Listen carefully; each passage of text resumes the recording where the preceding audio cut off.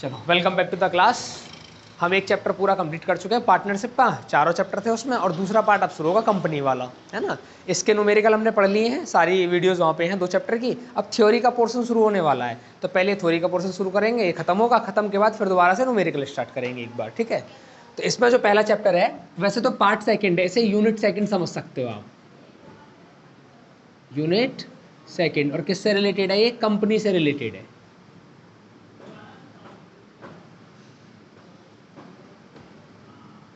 इसमें आज हम पहला चैप्टर पढ़ेंगे। क्या है पहला चैप्टर?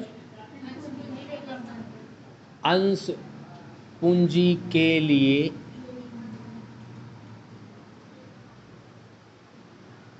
लेखांकन, अकाउंटिंग फॉर शेयर कैपिटल। इस चैप्टर से बहुत सारी थ्योरी बनती है, सबसे लेंथी चैप्टर है थ्योरी का ये वाला, है ना। सबसे बड़ा चैप्टर यही है, अकाउंटिंग फॉर शेयर कैपिटल। अब इस चैप्टर का जो अंदर का मटेरियल है उसको हम थोड़ा बाद में डिस्कस करेंगे, पहले चैप्टर के नाम को डिस्कस करेंगे थोड़ा सा, है ना। चैप्टर का नाम जो है वो समझना है आपको। इसमें लिखा है अंश पूंजी और लेखांकन। लेखांकन तो आप जानते हैं, अगर किसी भी ट्रांजैक्शंस को बुक्स में किसी नियम के अनुसार निश्चित जगह पर लिख दिया जाए तो उसको लेखांकन बोलते हैं, अकाउंटिंग बोला जाता है उसको, है ना। जैसे राम को माल बेचा तो एक बार वो सेल्स में लिखना पड़ेगा, एक बार राम के यहाँ लिखना पड़ेगा, है ना। बैंक में पैसा जमा किया, एक बार कैश में लिखना पड़ेगा, एक बार बैंक में लिखना पड़ेगा। तो ये क्या है? ये अकाउंटिंग है, लेखांकन है ये। बात करेंगे अंश पूंजी की। देखो जब भी कोई कंपनी बनती है ना मार्केट में, कंपनी, और ये कंपनी 2 तरीके की होती है। पहले थोड़ा आपको ब्रीफ समझाने की पहले थोड़ा सा आपको ऐसे ओरली समझा देता हूँ। एक तो होती है निजी कंपनी, एक होती है सार्वजनिक कंपनी। ऐसे 2 टाइप की कंपनी होती है, इसको बोलते हैं प्राइवेट और इसको बोलते हैं पब्लिक कंपनी। इनके बारे में हम और अच्छे से पढ़ेंगे जब इनका टॉपिक आएगा तब। हम जो क्वेश्चन करते हैं वो सार्वजनिक कंपनी के करते हैं। पब्लिक कंपनी की जो कैपिटल होती है बहुत कम कैपिटल होती है, 2, 4, 6, 100 इतने लोग मिलके कैपिटल इकट्ठा करके और बिजनेस को स्टार्ट कर सकते हैं। लेकिन जो सार्वजनिक कंपनी होती है इसकी कैपिटल बहुत ज़्यादा होती है, और ज़्यादा जो कैपिटल है वो 2, 4, 100 लोग मिलकर इकट्ठा नहीं कर सकते, अपने पास से इकट्ठा नहीं कर सकते। उस कंपनी को बनाने के लिए पूंजी जो है बाहर से लेनी पड़ती है। फॉर एग्जांपल जनता से पूंजी लेनी पड़ती है, किसी से इकट्ठा करनी पड़ती है पूंजी। तो इसके लिए आप ऐसे समझो, मानो इस कंपनी को बनाने के लिए चाहिए हमें कितने? फॉर एग्जाम्पल 10 लाख रुपया। अब इस कंपनी को चलाने वाले व्यक्ति हैं 4 बस, तो हर एक के खाते में कितना आएगा? 2.5 लाख रुपया। अब उनके पास 2.5 लाख रुपए है नहीं, वो अपने दोस्त से भी नहीं ले सकते, अपने रिश्तेदार से भी नहीं ले सकते। तो वो क्या करते हैं कि मार्केट में अंश इशू कर देते हैं, शेयर, शेयर का निर्गमन, अंशों का निर्गमन करते हैं। अब बात आती है शेयर क्या चीज़ है, अंश क्या होता है, शेयर क्या होता है। मानो आप कोई चीज़ खा रहे हैं, अगर उसमें से कोई एक छोटा पार्ट या छोटा टुकड़ा तोड़ के आपने अपने सिस्टर को, अपने ब्रदर को, अपने फ्रेंड को दे दिया, तो छोटा टुकड़ा है ना, वो क्या है? वो शेयर है, उस बड़ी चीज़ का एक छोटा पार्ट होता है ना। किसी भी बड़ी चीज़ को अगर छोटे छोटे टुकड़ों में तोड़ दिया जाए तो वो छोटे छोटे टुकड़े जो वो क्या हैं? शेयर हो जाते हैं। बात समझ गए ना? कहते हैं ना शेयरिंग कर लो आपस में, चीज़ों को बांट लो आपस में। तो एक बड़ी चीज़ को जब छोटे छोटे टुकड़ों में बांटा जाता है तो वो छोटे छोटे टुकड़े क्या होते हैं? शेयर होते हैं, जिनको बोलते हैं अंश। बात तक समझ में आ रही है? ठीक है। तो वो लोग क्या करते हैं कि इस 10 लाख रुपए के छोटे छोटे टुकड़े बना देते हैं। छोटे छोटे टुकड़े का मतलब क्या है कि हर एक टुकड़ा मानो 100 रुपए का, तो कितने टुकड़े बनेंगे इसमें से? 10 लाख में डिवाइड करेंगे बेटा 100 का, तो कितना आ जाएगा? 10,000 टुकड़े। और 10,000 टुकड़ों क्या बोलेंगे? 10,000 अंश या शेयर। तो उसने 10 लाख रुपए इकट्ठा करने के लिए एक शेयर की कीमत रख दी 100 रुपये, और शेयर कितने बना दिए? 10,000 शेयर बना दिए और मार्केट में इशू कर दिए। अब मार्केट में इशू कर दिया। अब शेयर क्या चीज़ है ये तो समझना होगा। मार्केट में किसी को बेचोगे, मानो फर्नीचर बेचा, तो फर्नीचर का पता होता है, कुर्सी हो सकती है, मेज हो सकता है, टेबल हो सकता है, अदर फर्नीचर हो सकता है। ऐसी अंश क्या चीज़ होती है?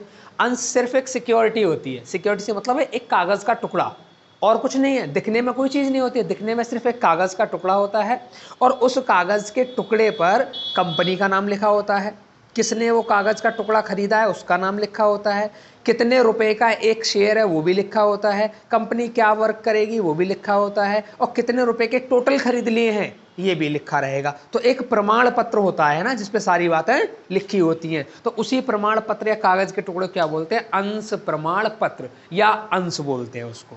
बात समझ पा रहे हैं।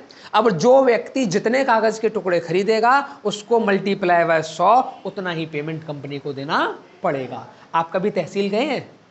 तहसील पे कभी आपने वो बनवाया है, जैसे एफिडेविट बनवाते हैं, एक 10 रुपये का स्टाम्प आता है, एक 20 का आता है, एक 50 का स्टाम्प आता है, तो पहले से निर्धारित है वो इतने रुपए का स्टाम्प है, और स्टाम्प पे आप अपनी मर्जी की चीज़ें लिखवाते हैं। तो जो स्टाम्प आप खरीद रहे हैं ना, आप ऐसे समझ सकते हैं कंपनी के पास भी ऐसे ही स्टाम्प होते हैं, और वो जो स्टाम्प का टुकड़ा है ना, जो कागज़ का टुकड़ा है, उसी को बोला जाता है शेयर।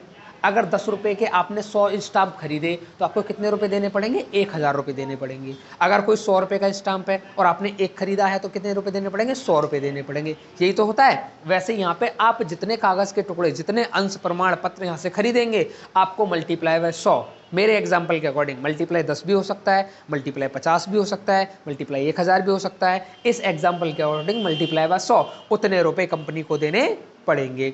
अब हो सकता है ये 10,000 शेयर 10,000 लोगों ने खरीदे हों, एक आदमी ने एक, तो कंपनी को क्या मिला, कंपनी को पूरे 10 लाख रुपए मिल जाएंगे। और इन लोगों को क्या मिला, इन लोगों को एक एक स्टाम्प मिल जाएगा, एक एक कागज़ का टुकड़ा मिल जाएगा।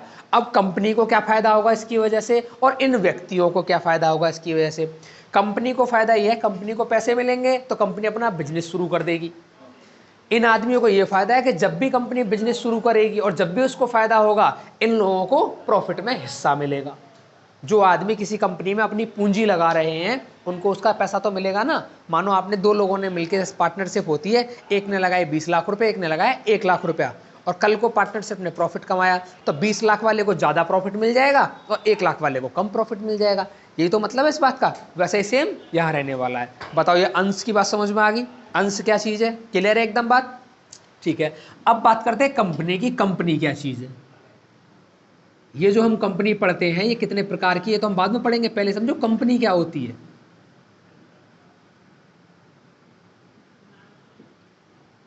कंपनी क्या है? जैसे पार्टनरशिप फर्म होती है, सोल प्रोप्राइटरशिप होती है, सिंगल व्यक्ति की कोई भी एक दुकान है ना। और कंपनी क्या होती है? तो कंपनी क्या है? कंपनी एक विधान द्वारा निर्मित कृत्रिम व्यक्ति है। विधान क्या चीज़ है? रूल। रूल क्या चीज़ है? वैधानिक संविधान जो चीज़ है हमारी है ना, जो कानून है हमारा, जो हमारी सरकार है, उसके द्वारा निर्मित एक क्या है? कृत्रिम व्यक्ति। कृत्रिम होता है आर्टिफिशियल पर्सन, एक होता है नेचुरल पर्सन। श्याम, राम, गीता, सोहन, मोहन, हम तुम सब जो है क्या है? ये नेचुरल पर्सन है ना, नेचर के द्वारा बनाए गए पर्सन है। लेकिन कुछ पर्सन ऐसे होते हैं जो व्यक्ति के द्वारा बनाए जाते हैं अपने काम को करने के लिए।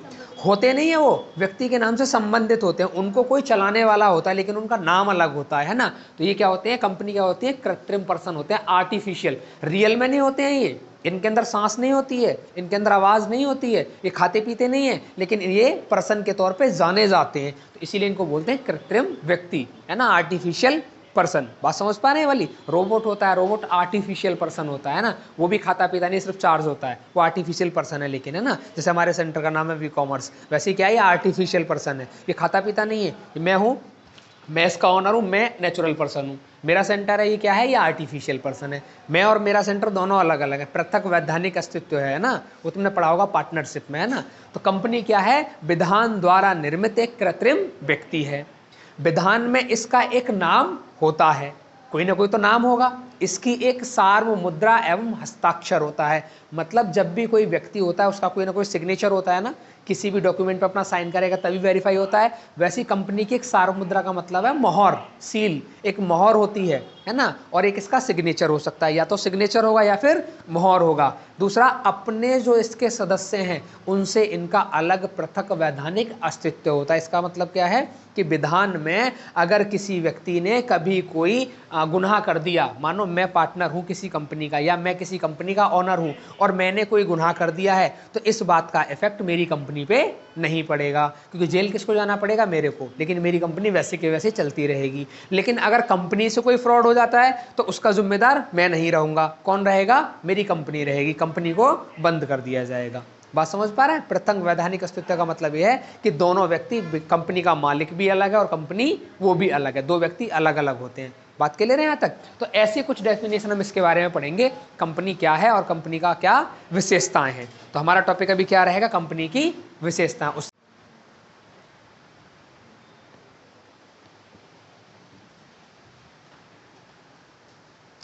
गया कॉपी सबका? नहीं हुआ है?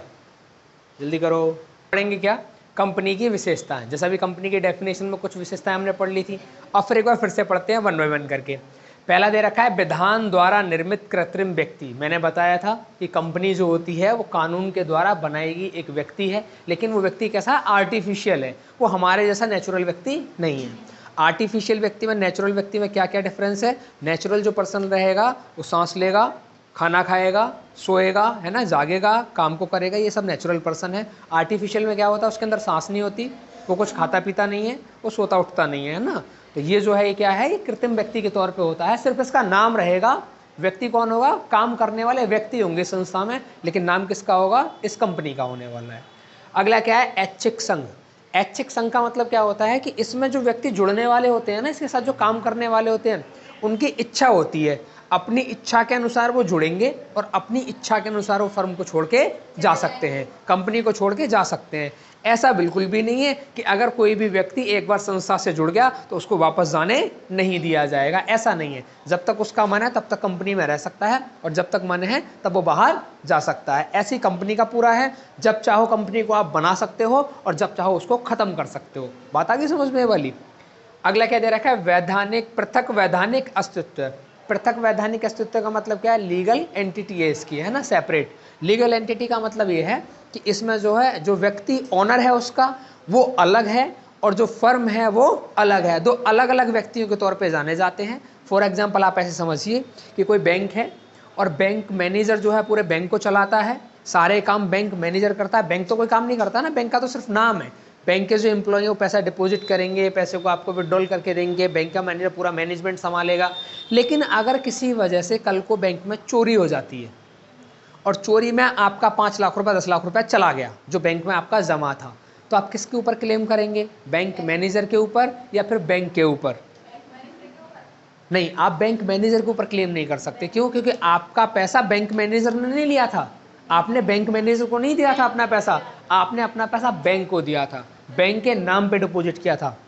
मानो कोई राम नाम का व्यक्ति वहाँ पे बैंक मैनेजर था, तो क्या आपने अपने फॉर्म में लिखा था राम को डिपॉजिट किए? नहीं, आपने क्या लिखा था? बैंक में डिपॉजिट किए। स्लिप किसकी भरी थी? State bank of India, PNB, HDFC, slip तो इन्हीं बैंक्स की भरी थी ना। तो अगर पैसा क्लेम जाएगा, पैसा खो गया, पैसा चोरी होगा, तो क्लेम किसके ऊपर होगा? बैंक के ऊपर, ना कि बैंक मैनेजर के ऊपर। ऐसा भी तो हो सकता है कि 10 साल पहले आपने पैसा जमा किया और 2 साल पहले वो जिस बैंक मैनेजर था आपके टाइम पे वो रिटायर होकर घर चला गया या उसका ट्रांसफर होकर दूसरी जगह चला गया, अब एक नया मैनेजर आ गया, तो ऐसे तो मैनेजर बदल जाएगा, तो फिर किसके ऊपर क्लेम करेंगे? किसी के ऊपर नहीं कर सकते फिर तो। इसीलिए हमेशा किसके ऊपर क्लेम होता है? संस्था के ऊपर। इसीलिए कानून ने क्या बनाया है कि संस्था एक अलग व्यक्ति है और जो उसमें काम करने वाले व्यक्ति हैं, जो है उसका ओनर है, वो अलग व्यक्ति है। उससे दो सेपरेट व्यक्ति होते हैं, ठीक है। नेक्स्ट क्या दे रखा है हमको? सीमित दायित्व। सीमित दायित्व को बहुत अच्छे से समझना है।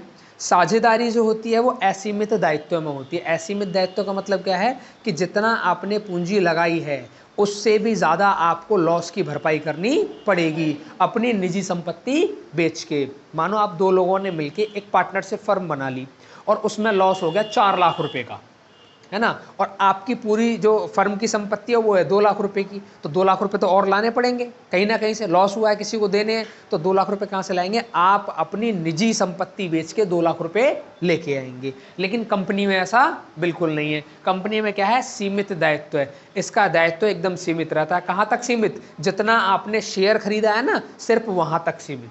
आपने अगर 1000 रुपये के शेयर खरीदे हैं तो मैक्सिमम आप 1000 का ही भुगतान करेंगे। आपने अगर 10,000 के शेयर खरीदे हैं तो मैक्सिमम आप लॉस कितना कवर करेंगे? सिर्फ 10,000 रुपये। अपने द्वारा खरीदे गए अंशों की कीमत तक का ही दायित्व सीमित होता है, इससे ज़्यादा का दायित्व आपके ऊपर नहीं रहेगा। बात समझ पा रहे वाली? जो भी व्यक्ति कंपनी के शेयर खरीदता है ना, वो उसका ऑनर बन जाता है, चाहे वो 1 रुपये के लिए बने, चाहे वो 1 लाख रुपए के लिए बने, लेकिन वो उसका मालिक बन जाता है। और मालिक का काम क्या होता है? कंपनी में कोई भी नुकसान हो तो नुकसान की भरपाई करे, ये मालिक का काम होता है ना। आपने कोई दुकान खोली, दुकान में आग लग गई, आपने किसी से माल उधार लिया था 10 लाख रुपए का, तो 10 लाख रुपए आपको पटाने पड़ेंगे उसके, चाहे आप कहीं से भी लेके आओ। लेकिन कंपनी में ऐसा नहीं है। आपने अगर 1000 का शेयर खरीदा है और कंपनी चली गई, भाग गई वहाँ से, कंपनी ने काम बंद कर दिया, कंपनी में आग लग गई, कोई दुर्घटना हो गई, तो लेनदार आपसे पैसा मांगेंगे, तो आप मैक्सिमम 1000 रुपये देंगे, इससे ज़्यादा नहीं देंगे। ये है सीमित दायित्व। आगे क्या दे रखा है, सार्वमुद्रा। सार्वमुद्रा का मतलब होता है सिग्नेचर या मोहर। व्यक्ति जो होता है, नेचुरल पर्सन जो होता है, वो तो अपने साइन करता है या अपना अंगूठा लगाता है, लेकिन कंपनी तो साइन कर नहीं सकती है। कंपनी तो मतलब नेचुरल पर्सन थोड़ी नहीं है, उसको लिखना पढ़ना थोड़ी नहीं आता है, उसका तो नाम है बस। तो उसकी एक मोहर बनवा ली जाती है और मोहर लगा दी जाती है, और मोहर लगाने वाला जो व्यक्ति होता है वो उसमें साइन कर देता है कि हाँ मेरी मौजूदगी में कंपनी की मोहर लगाई गई है। बैंक में आप पैसा डिपॉजिट करने जाते हैं तो बैंक पे मोहर लगती है बैंक के नाम की, SBI की, और जो जमा करने वाला व्यक्ति होता है उसमें साइन कर देता है। तो इससे प्रूफ हो जाता है कि हाँ SBI में आपका पैसा जमा है, और जमा जो किया है आपने इस व्यक्ति की मौजूदगी में किया है। क्लियर है वाली बात। चलिए नेक्स्ट क्या है, प्रतिनिधि प्रबंध। प्रतिनिधि प्रबंध का मतलब क्या होता है, जैसे मानो शेयर थे 10,000, शेयर 20,000 भी हो सकते हैं, शेयर 50,000 भी हो सकते हैं, और 50,000 लोगों ने मिलकर शेयर खरीदे। तो ऑनर क्या करता है कि ऑनर करता है कि भाई कंपनी को मैं खुद चलाऊंगा। अब 50,000 व्यक्तियों ने शेयर खरीदे हैं, तो 50,000 लोग जाके तो ऑफिस में नहीं बैठ सकते। 50,000 लोगों में तो डिस्कस ही होता रहेगा, कंपनी कहाँ चलेगी, आपस में बातें करते रहेंगे, वो तो है ना, लड़ाइयाँ हो जाएंगी, विवाद हो जाएंगे। और 50,000 लोगों को रोकेंगे कैसे, कहाँ रोकेंगे, नहीं हो सकता है ना। तो प्रतिनिधि का मतलब क्या होता है कि हम नहीं पहुँच पा रहे, हमारी तरफ से कोई व्यक्ति जाके प्रतिनिधि करेगा, वहाँ उसका कार्यभार संभाल लेगा। जैसे गाँव में प्रधान होता है, पूरे गांव की जनता का एक ही मेंबर होता है, कौन, प्रधान का। पूरे गांव की जनता की जो परेशानी कौन सुनेगा, प्रधान। प्रधान ही सरकार को बताएगा कि हमारे गांव में ये प्रॉब्लम्स है, हमारे लोगों को ये परेशानियां हैं। वो करते हैं प्रतिनिधि, है ना, प्रतिनिधित्व करने वाले व्यक्ति होते हैं, नेता होते हैं, वो नेतृत्व करने वाले होते हैं। शहर में चेयरमैन होते हैं, क्लास में मॉनिटर होता है, पूरे स्कूल में टीचर्स होते हैं, फिर ऊपर प्रिंसिपल होते हैं। तो ये सब कौन होते हैं, प्रतिनिधि होते हैं सारे के सारे, जो कि अपने से नीचे वाले लोगों का या अपने साथ के लोगों का उनकी सहमति से बन जाते हैं, और बनने के बाद सबके मतलब विचार विमर्श आपस में अकेले करते हैं। जैसे कि सारे के सारे विधायक होते हैं, सारे के सारे MLA विधायक जो होते हैं सारे के सारे, इन सब का कौन होता है, ऊपर होता है CM, मुख्यमंत्री। इन सब की बात कौन ऊपर पहुंचाएगा, मुख्यमंत्री। अब इतने सारे मंत्री होते हैं, सारे मंत्री तो झगड़ेंगे नहीं वहां जाके, इन मंत्रियों का भी एक मंत्री होता है प्रधानमंत्री। समझ गए बात। तो ऐसे कोई ना कोई किसी ना किसी का प्रतिनिधित्व करने वाला होता है। क्लियर है बात। ऐसी क्या होता है, कंपनी में भी कुछ डायरेक्टर चुन लिए जाते हैं, 2 4 6, कि भाई तुम हमारी तरफ से कंपनी को चलाओ, तुमको सैलरी मिलेगी या प्रॉफिट मिलेगा, और कंपनी जितना प्रॉफिट कमाएगी उसे हम आपस में बांट लेंगे। यहां तक बात क्लियर। अगला क्या है, अंशों का हस्तांतरण। अब यहाँ पे 2 बात समझनी है तुमको। 2 टाइप की कंपनी होती है, एक होता है निजी कंपनी, एक होता है सार्वजनिक कंपनी। जो निजी कंपनी होती है वो अपने अंशों के हस्तांतरण पर रोक लगा देती है। 2 कंपनी होती हैं, एक प्राइवेट, एक पब्लिक। हस्तांतरण का मतलब समझो, मैंने किसी कंपनी के 2000 शेयर खरीदे। अब मेरा एक छोटा भाई है, या मेरा एक दोस्त है, या मेरा कोई रिलेटिव है, वो कहने लगा भाई ये शेयर तो हमको भी चाहिए थे। तो मैंने कहा एक काम करो, 1000 मेरे में से ले लो, कंपनी को इन्फॉर्मेशन बाद में दे देंगे। तो ये क्या है, ये है अंशों का हस्तांतरण। जब आप किसी से खरीदी हुई चीज़ों को उसे बिना बताए या बिना पूछे किसी तीसरे को हस्तांतरित कर देते हो, तो वो अंशों का हस्तांतरण रहेगा। ये काम पब्लिक कंपनी में हो सकता है कि आप अंशों का हस्तांतरण कर सकते हैं, लेकिन प्राइवेट कंपनी में अंशों का हस्तांतरण नहीं होता है। अगर अंशों का हस्तांतरण करना है तो उसका ये प्रोसेस है कि पहले आप अपने अंशों को कंपनी को वापस करो, और फिर जो लेने वाला व्यक्ति वो कंपनी के पास जाएगा, फिर वहाँ से वापस लेके आएगा। आप सीधा सीधा नहीं दे पाएंगे किसी को। बात समझ गए वाली। ठीक है। नेक्स्ट क्या, सदस्यों की संख्या। सदस्यों की संख्या में भी 2 बात याद रखनी है, प्राइवेट कंपनी और पब्लिक कंपनी। जो प्राइवेट कंपनी होती है उसमें कम से कम कितने व्यक्ति, 2, और मैक्सिमम कितने व्यक्ति, 200। ये प्राइवेट कंपनी में है। मिनिमम कितने, 2, मैक्सिमम कितने, 200। और जो पब्लिक कंपनी है उसमें कितने होते हैं, मिनिमम 7, कम से कम 7 व्यक्ति, और मैक्सिमम अनलिमिटेड, इन्फिनेटिव, कोई सीमा नहीं है। लेकिन इसकी भी एक सीमा है, जितने कंपनी ने अंशों का निर्गमन किया है मैक्सिमम उतने ही पर्सन हो सकते हैं। अगर किसी कंपनी ने 1000 शेयर बेचे हैं तो ज़्यादा से ज़्यादा 1000 व्यक्ति खरीद सकते हैं, 1500 व्यक्ति नहीं खरीद सकते। 500 कहाँ से लाओगे, तो कितने हो सकते हैं, जितने कंपनी ने शेयर इशू किए हैं। लेकिन होते हैं अनंत के नाम पे ही, है ना, इन्फिनेटिव के नाम पे। लेकिन अलग से आपको बात याद रखनी है कि कंपनी जितने अंशों का निर्गमन करेगी मैक्सिमम उतने ही पर्सन हो सकते हैं। बात आ गई यहाँ तक समझ में सबको, कोई डाउट तो नहीं है इसमें कंपनी की विशेषताओं में। ठीक है, अब लिख लो इनके बारे में चाहो तो, वरना तो वरना तो किताब में लिखा हुआ जो मैंने तुमको समझाया है ना, ऑलरेडी किताब में लिखा हुआ, मैं एज इट इज वैसे ही लिख पाऊंगा। ओके, तीसरा वाला क्या है? पृथक वैधानिक अस्तित्व है। पृथक वैधानिक अस्तित्व का मतलब, अरे बेटा मैं यहाँ समझा रहा हूँ, तुम क्या बात करते रहते हो? पृथक वैधानिक अस्तित्व, पृथक का मतलब है अलग अलग, वैधानिक का मतलब है रूल रेगुलेशन या कानून की दृष्टि में, और अस्तित्व का मतलब है होना। कोई चीज़ है तो उसका अस्तित्व है, और कोई चीज़ नहीं है तो उसका अस्तित्व नहीं है। अगर हम मर जाएंगे तो हमारा अस्तित्व खत्म हो जाएगा, अगर हम जिंदा हैं तो हमारा अस्तित्व, हमारा एक नाम है ना, हम घूम रहे हैं, फिर रहे हैं, हम चल रहे हैं, लोग हमको जान रहे हैं, पहचान रहे हैं, ये एक अस्तित्व वाली बात है। पृथक वैधानिक अस्तित्व का मतलब क्या है? कंपनी और कंपनी का ऑनर, मतलब उसका मालिक, दोनों अलग अलग व्यक्ति होते हैं। एक व्यक्ति अलग है और दूसरी फर्म अलग है। जैसे मैंने बैंक का एग्जांपल दिया आपको अभी, अगर बैंक में चोरी हो जाती है तो आप मैनेजर के ऊपर केस नहीं करेंगे, आप बैंक के ऊपर केस करेंगे। लेकिन हाँ, अगर मैनेजर फ्रॉड कर देता है आपके साथ में, मैनेजर कहता है लाओ पैसे मुझे दे दो, मैं जमा करवा दूंगा, और मैनेजर ने जमा ही नहीं किया और पैसा लेके भाग गया, तो फिर आप बैंक के ऊपर केस नहीं करेंगे, फिर मैनेजर के ऊपर केस करेंगे, क्योंकि पैसा किसको दिया आपने? मैनेजर को दिया। समझ गए वाली बात को? दो अलग अलग मतलब होते हैं इन बातों के। क्लियर है तक बात? कोई डाउट तो नहीं है तक? ठीक है। अब इनको लिखने की कोई जरूरत नहीं, क्योंकि किताब में ऑलरेडी जो मैंने समझाया वो बिल्कुल ऐसे ही लिखा है, मैं वहीं से देख के लिखवाऊंगा।